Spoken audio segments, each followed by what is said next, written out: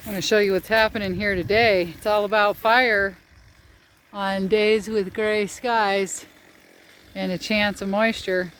As you can see, Thomas is down there, a couple of burn piles. Earlier today, you couldn't even see the bottom of that ravine. One man in a chainsaw and a strong will can get a lot done in one day. And one woman with a broken limb can also get some stuff done in a day.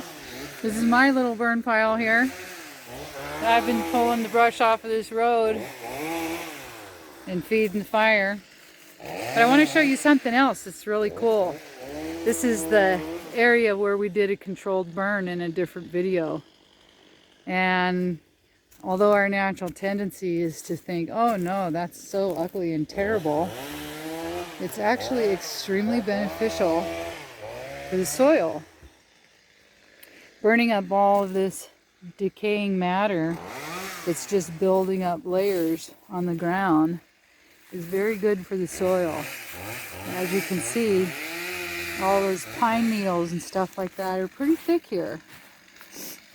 And there's a lot of nutrients stored in all that matter that gets released when it's burned and replenishes the soil, makes it possible for other things to begin to grow that need more room.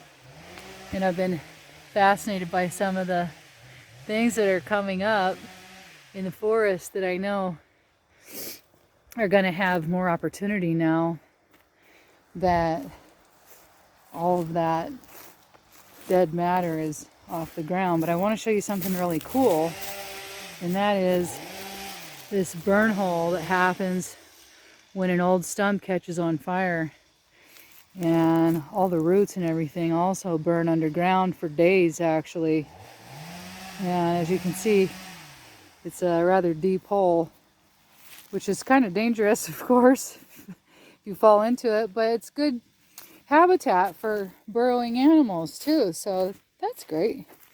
And there's a host of other benefits that also happen in a burned out area, and